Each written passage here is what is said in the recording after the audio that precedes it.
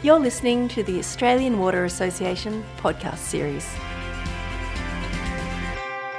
My name is Jo Taranto, and joining me is Joel Edwards, Sustainability and Resource Recovery Coordinator at Icon Water, and James Gibson, Project Delivery and Maintenance Supervisor at Icon Water. And we're discussing spoil reuse and how it's contributing to a circular economy. Welcome, Joel and James. Thank you. Hey Jo, how are you? Now, James, repairing and maintaining our potable water networks is a pretty massive task. Can you tell us a little bit about what that sort of work involves? Yeah, so our crews work 24/7 every day of the year, and we're not quite sure on how much spoil will come in every day. That amount varies so rapidly.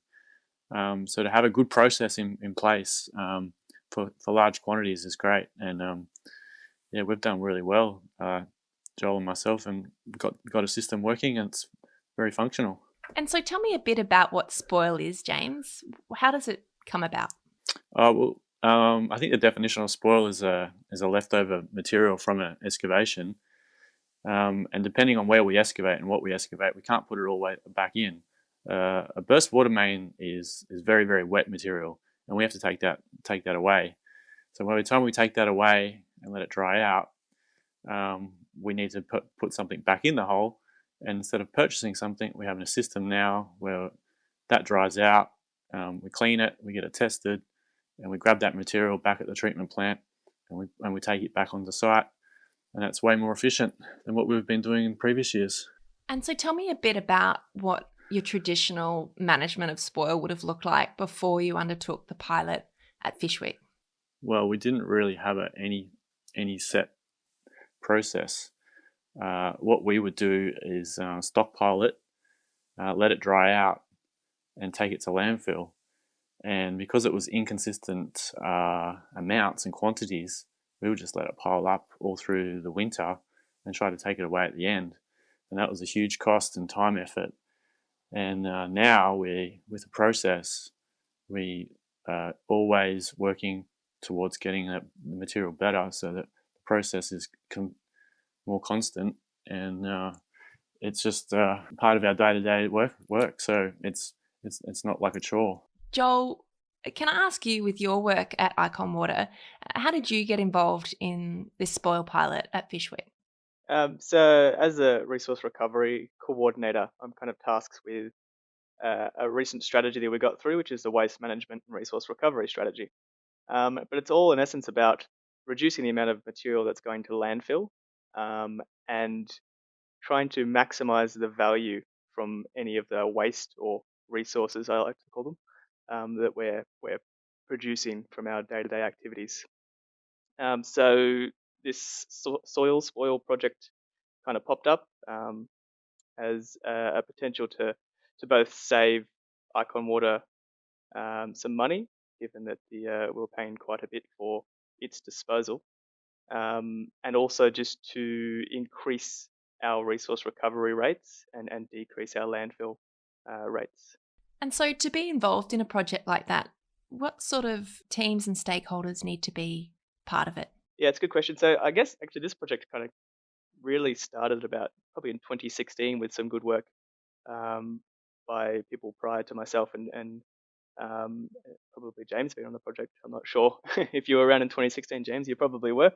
But in essence, the regulatory stuff, kicked off. Then we had to work with the ACT EPA to make sure that we had a good relationship with them, a good trust relationship, make sure we're doing the right things in terms of our regulatory obligations. And that went well, obviously, for a good few years. And the relationship was cemented quite well. And then we came to them with a few different opportunities, I suppose, for us to reuse things. And that enabled us to put together a process and environmental management plan for the spoil site, which involved some rigorous testing of this material and paved the way for the regulatory framework for its reuse. And following that, once that was in place, we could then work on the more process orientated elements of the project. So that's obviously working with James and the field services crews to ensure that even that the spoil that we're producing is low in contamination. So that involves some changes or some tweaks to the way they're excavating, and then throughout the drying process and the management of the soil at the facility, the drying facility. So you can imagine that kind of sits across a number of areas of the business. So there's a number of key stakeholders there. And there's also the users of the material in the end, which can be the same crew, but it can also be different crews as well across the business. So and then we got the elements of the financial components. So you got to make sure that the bean counters are on board, and you have to be able to prove that this situation is a viable one for the business. James, were there any challenges that you didn't expect throughout this pilot? Any resistance to perhaps changing the process? Yeah, it's a lot easier in my day to day just to stockpile this and get rid of it at the end of the few months when it's all piled up. But to make this a daily occurrence and to have all the crews involved on board with it, we have 60 field workers. All of them had to contribute by making the spoil that's going back to the yards more cleaner. We were finding some tree stumps in the mix and items that didn't need to be there, even some leftover gloves and stuff that may have been in the trenches. They're all on board. We're getting a better product to start the cleaning with. One of the biggest challenges that we have, because it's so wet, our spoil, we found it really, really hard to clean, to get back into a situation where we could use it back on site.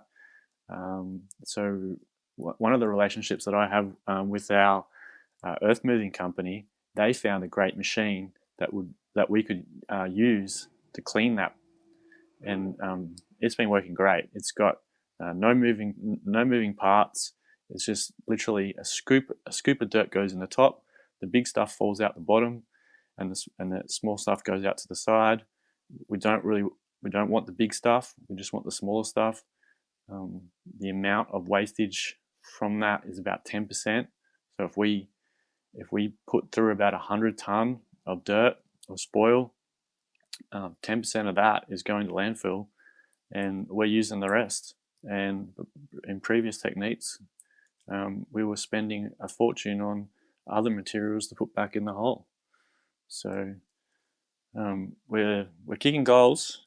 It's not over yet. There's definitely a couple of little things that we would like to improve on, like the speed of the drying times with some of the really, really wet stuff.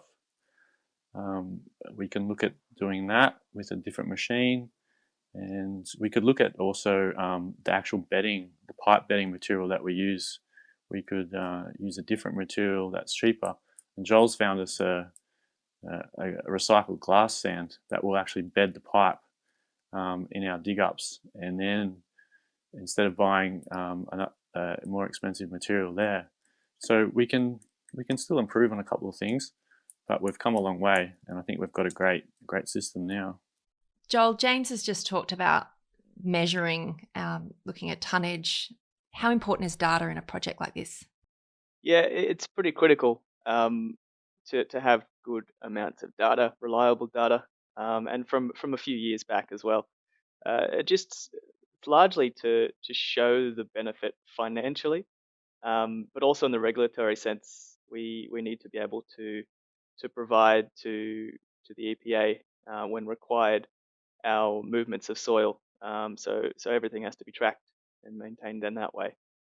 There's still improvements to do. We're still in part on the old pen and paper system, but it's more driven by the fact that soil doesn't have a barcode, so it's difficult to get data electronically. But yeah, data is critical, absolutely critical. We can analyze trends that way, and we can estimate how much we have on site and how much we need to get rid of, and how much we're reusing.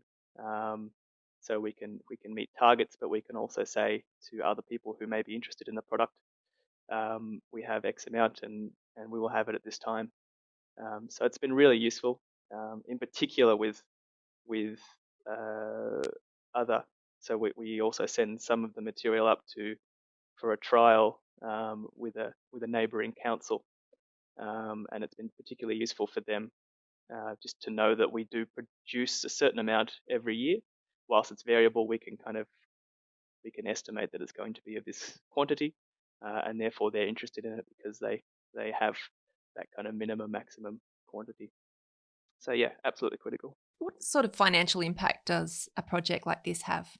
Of the 10 months that we've operated the trial, or we have data for, we have roughly saved around $150,000 just from disposal gate fees. So that doesn't include the time that was being saved as well from our crew sitting in a disposal line for an hour, having to go to the disposal site and come back. And we've also we've increased the excavation costs or the amount required to manage the material on site by about $33,000. So if we're weighing those two data points up, we're around $120,000, $130,000 up in the positive rather for the 10-month trial. And that equates to we're using as well about 86% of the soil. So we're reusing it in that way, and then about 14% is going to our trial partner as well. I'll throw to both of you now. Any other advice for other networks looking to undertake a project like that? Joel? You need some passionate people, I think, and tell the story about its reuse. I think that gets people on board. I think James has done a fantastic job in communicating the positive elements to this soil reuse to all the crew that he works with and he looks after. And because of that, we've got a product at the end which is really high quality. If that wasn't the case, if we weren't able to communicate to others and people didn't buy in, we would have a shoddy product coming through. It would be unreliable. It would break machinery. It would cause problems when it's used as backfill. So education, telling the story, getting people on board, having motivated people is absolutely critical to a thing like this. It is, in essence, changing how we've done things for quite some time. So change is difficult in a business, but telling that story is the way to go. Yeah, I would say on that, Joel, that change is difficult, but from me, I'm not afraid to fail. We didn't have a process before, and now we've got one. And I think we've done really well at keeping it really simple. It's a very, very simple thing, and we've got a good outcome with efficiencies, money. We've got great data from it. I think it's a great outcome by keeping it really simple. It sounds like Spoil might need a rebrand, a better name. I've been speaking with Joel Edwards, Sustainability and Resource Recovery Coordinator at Icon Water, and James Gibson, Project Delivery and Maintenance Supervisor at Icon Water. Thanks for your time. Thanks, Jo. Thank you.